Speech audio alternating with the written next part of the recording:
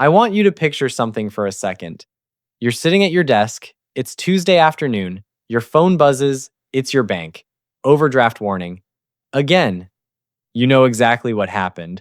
The car insurance auto drafted 3 days early, rent cleared yesterday, and now you're negative $78 before payday. You feel that weight in your chest, that quiet panic. Not dramatic, just heavy. And here's the thing, you're not broke. You work hard.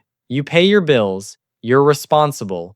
But you're always one mistimed charge away from chaos. Most people live right there, in that narrow hallway between fine and falling apart, and they think the way out is to make more money. But that's not actually what changes everything. See, most people believe wealth starts when you hit six figures, or when you get that promotion, or when you finally clear your debt. But the real shift, the one that quietly rewires your entire financial life, happens way earlier than that. It happens at a number most people dismiss as not enough. $25,000. Not in your checking account, in a separate account, untouched, liquid, accessible, but off limits. I'm Zick, and what I'm about to walk you through isn't theory. It's the invisible threshold that separates two entirely different financial realities. One where you're reacting to life, and one where you're designing it. Here's what nobody tells you. $25,000 isn't just a safety net, it's a trapdoor. Once you cross it, the rules change. Not because the world suddenly respects you, but because you stop playing a game you can't win. Think of it like this. Below that line, every financial decision is made with a gun to your head. Above it, you're suddenly holding the gun. You're not rich, you're not financially free, but you've stepped out of survival mode, and that shift is so profound, most people don't even recognize it when it happens. It's like going from swimming against a current to finally standing on solid ground. You're not moving faster, you're just not drowning anymore. Let me show you what I mean. When you're living paycheck to paycheck, your brain is in a constant state of low-grade emergency. Every decision is filtered through fear. Should I buy the cheaper tires or the safe ones? Can I afford to say no to overtime? What if my laptop dies? You're not stupid. You're just operating with a cognitive load that makes clear thinking almost impossible. Psychologists call it a scarcity mindset. Your brain is so busy managing immediate threats that long-term strategy becomes a luxury you can't afford. But when you have $25,000 sitting quietly in the background, something shifts. You stop making decisions to avoid pain, you start making decisions to create gain. Your mental bandwidth returns. You sleep better, you think clearer, you stop flinching every time your phone buzzes. And here's the paradox. You don't feel rich, you just stop feeling poor. That difference is everything.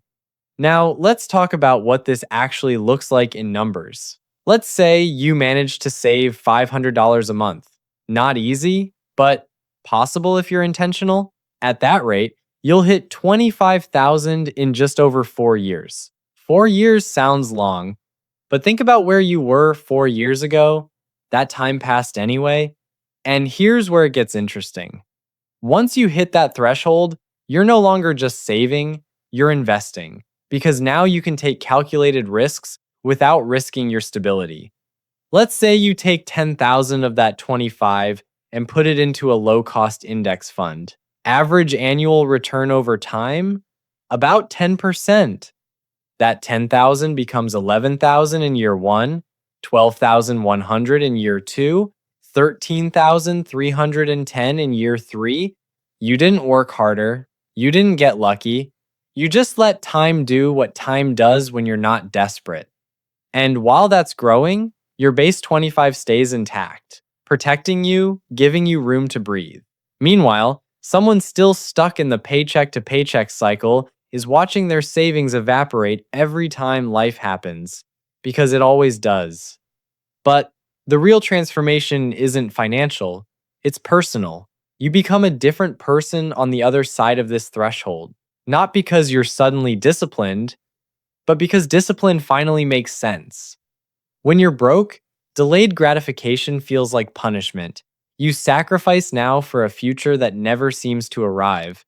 But when you've crossed 25,000, delayed gratification becomes power. You're not depriving yourself, you're making choices. Big difference, you start trusting yourself. You stop justifying purchases with, I deserve this. Because you know what you actually deserve options. You become someone who controls money instead of someone money controls. And people notice. Not because you brag, but because desperation has a smell, and so does stability. Here's where it gets practical. Let's say your car breaks down, transmission's gone, $3,200 to fix. Before the threshold, that's a crisis. You're scrambling. Credit card, payment plan, panic. After the threshold, it's an inconvenience. Annoying, sure, but you write the check, fix the car, and move on. Same event, completely different emotional experience. Or let's say a recruiter calls. There's a job opportunity in another city, better role, better pay, but you'd need to move in 60 days. Before the threshold, you can't even consider it. You don't have the cash for deposits, moving trucks, or rent. The opportunity doesn't exist for you. After the threshold, it's a choice. Maybe you take it, maybe you don't. But you get to decide based on what you want, not what you can afford. That's the difference. Life stops happening to you, you start happening to life. And here's the shift that most people miss. Once you cross this line, the small stuff stops mattering.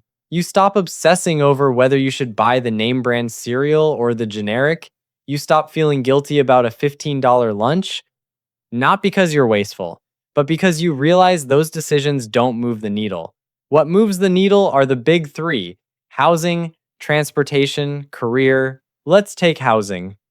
If you're spending 40% of your income on rent because you wanted the nice neighborhood, you're bleeding yourself dry. Doesn't matter how many lattes you skip.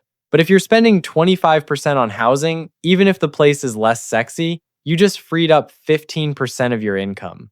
Every single month. That's the game. Same with transportation.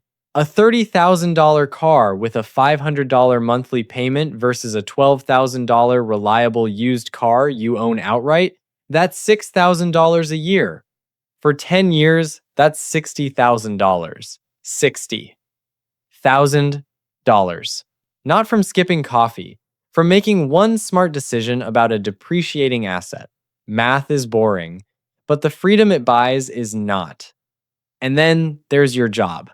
This is where 25,000 quietly becomes the most dangerous thing you own, dangerous to your employer, I mean, because now you have what I call walking away money. You're not desperate, you're not scared, you can afford to say no. And the second you can afford to say no, your yes becomes worth more. Let's say you're in a performance review. Your boss offers you a 2% raise. Inflation's at 4. You're effectively taking a pay cut. Before the threshold, you nod and say thank you, because you can't risk rocking the boat. After the threshold, you calmly counter, I appreciate that, but based on my performance and market rate, I was expecting closer to 8%. Let's revisit this. Same person, same job, different posture.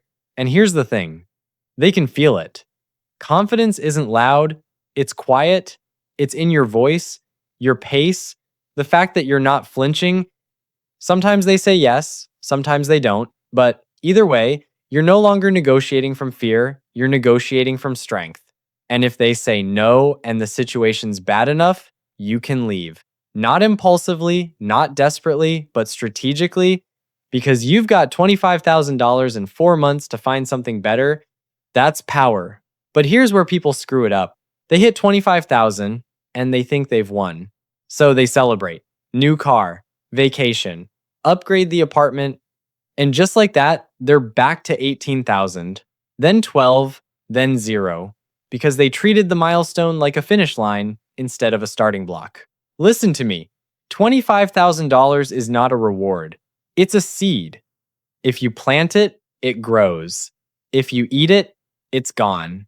I've watched people do this over and over. They finally claw their way out of survival mode, and then they voluntarily climb back in because they wanted to feel rich for a weekend. Don't do that. The discipline that got you here is the same discipline that keeps you here. There's no graduation, there's just consistency. Let me give you a different way to think about this. Every time you spend money, you're not just buying a thing, you're buying a future. A $40,000 car isn't just $40,000, it's $40,000 that could have been working for you, compounding, growing, becoming 60, 80, 100,000 over time. So when you buy that car, you're not spending 40,000, you're spending your future freedom. Maybe that's worth it. Maybe it's not, but you have to see the trade clearly. Same thing with lifestyle inflation. You get a raise, 10,000 more a year, suddenly you're eating out more, a nicer place, better clothes. A year later, you're making more money and somehow have less in the bank because you didn't capture the raise. You just inflated it. The people who win this game are the ones who treat raises like windfalls. They take that extra 10,000 and funnel it straight into investments or savings. They live like they never got it. Not forever, but long enough that it compounds into something real. Look, I'm not saying $25,000 makes you rich. It doesn't, but it makes you safe. And safety creates space. Space creates clarity. Clarity creates better decisions. And better decisions create wealth. Real wealth isn't about the car you drive or the watch you wear. It's about the decisions you get to make when no one's watching. It's about waking up and not feeling that weight in your chest. It's about your kid needing braces and you saying, okay, instead of I don't know how. It's about being able to walk away from anything that doesn't serve you. That's what this threshold buys. Not status, not luxury, just options. And options are the most valuable asset you'll ever own. So here's my challenge to you. Decide right now that you're going to cross this line. Not someday, not when things get easier, now. 500 a month, 1,000 if you can, whatever it takes, 4 years from now, you'll be somewhere. The only question is whether you'll be standing on solid ground or still treading water. Your future self is watching. Make them proud. This is Zick. Thank you for listening.